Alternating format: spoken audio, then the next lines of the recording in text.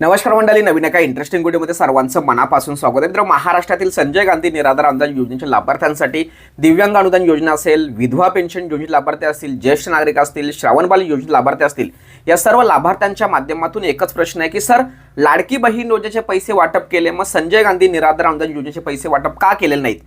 जर लाडकी बहीण योजना सरकारला इतकीच महत्त्वाची आहे, मग आमची योजना किंवा आम्ही त्यांच्यासाठी महत्त्वाचे किंवा उपयुक्त नाहीत का? वोटिंगसाठी तुम्ही लाडकी बहीण योजना सुरू केली आणि निवडणुकीचा फॉर्म भरल्यानंतर लगेचच तुम्ही लाडकी बहीण योजनेचे पैसे वाटप करून या ठिकाणी वेगळ्या पद्धतीचं वातावरण निर्माण करत आहेत का? मग संजय गांधी निराधार अनुदान योजनेच्या लाभार्थ्यांचं वोट तुम्हाला नको आहे का? त्यांच्या निवडणुकीसाठी संजय गांधी निराधार किंवा दिव्यांग व्यक्ती असेल, विधवा महिला असतील, ज्येष्ठ नागरिक असतील, श्रावणबाल योजनेचे लाभार्थी असतील, हे सरकारसाठी महत्त्वाचं नाही का? हा अतिशय महत्त्वाचा प्रश्न आहे. आता लाभार्थ्यांच्या माध्यमातून प्रश्न आहे की सर, अनेक वेगवेगळ्या माध्यमातून आज किंवा उद्या पैसे येतील असं सांगण्यात येत आहे किंवा येत होतं, मग सर पैसे आलेले नाहीत, काय प्रॉब्लेम नेमका काय? तर आपण सुद्धा अनेक स्रोतांशी किंवा अनेक लोकांशी बोलतोय, परंतु प्रॉपर अशी माहिती तिकडनं मिळत नाहीत. जी माहिती येते ती माहिती तुम्हाला सांगितल्यानंतर दुसराच एखादा अधिकारी काहीतरी वेगळंच सांगतोय. त्यामुळे समाजामध्ये किंवा निराधार बांधवांच्या मनामध्ये एक वेगळा संभ्रम निर्माण होतो आणि तो होऊ नये यासाठी आज मी कोणालाच फोन केलेला नाहीये. कारण मित्रांनो, ज्यावेळेस आपण माहिती विचारतो त्यावेळेस फक्त त्यांच्याकडून समाधानाचं उत्तर दिलं जातं, कोणत्याही प्रकारचं 100% खात्रीशीर माहिती दिली जात नाही. त्यामुळे आम्ही सुद्धा माहिती तुम्हाला सांगितल्यानंतर तुम्ही विश्वास ठेवता आणि पैसे खात्यामध्ये जर आले नाही तर तुमचं या ठिकाणी नाराज तुम्ही होताय आणि ते साफ चुकीचं आहे आणि कुठेतरी तुमच्या भावनांशी मनाशी खेळल्यासारखं वाटतं. म्हणून ज्यावेळेस पैसे येतील त्यावेळेस आम्ही तुम्हाला नक्की माहिती देणार.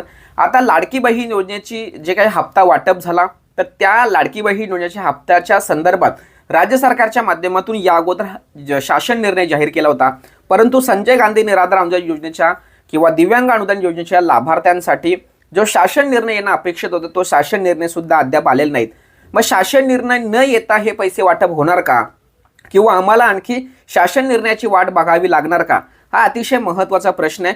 मित्रांनो, आपल्याला हे पैसे किती महत्त्वाचे हे सरकारला कदाचित ठाऊक नसेल असं या ठिकाणी म्हणायला काहीच हरकत नाही.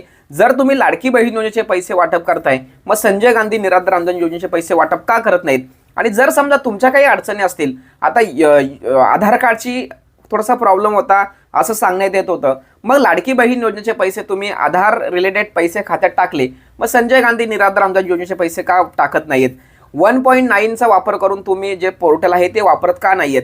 तर हे मी तुम्हाला या अगोदर सुद्धा सांगितलंय की सरकारला हे जाणून बुजून तुम्हाला पैसे द्यायचे नाहीयेत. UIDचा विषय किंवा जे काही बाकीच्या गोष्टी ते काहीच नाहीये.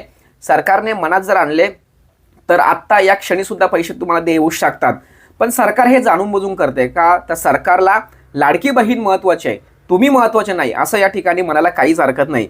येणाऱ्या निवडणुकीमध्ये कोणत्या व्यक्तीला मतदान केलं पाहिजे याचा विचार तुम्ही करणं खूप गरजेचं आहे. अशा पद्धतीने मित्रांनो, लाभार्थ्यांच्या माध्यमातून प्रश्न होता की सर, आमचे पैसे का आलेले नाहीत? तर या व्हिडिओच्या माध्यमातून मी तुम्हाला सांगू इच्छितोय की आपला अद्याप शासन निर्णय सुद्धा आलेले नाहीत.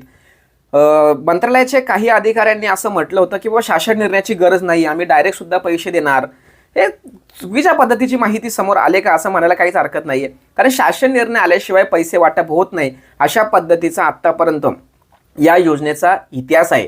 पण जर एखादा अधिकारी जर अशी माहिती देतोय तर आपण सुद्धा त्यांच्यावर विश्वास ठेवतो आणि ठेवावा लागतो, कारण तो वेगळा पोस्टवरती आहे, त्याला त्याविषयीची माहिती आहे.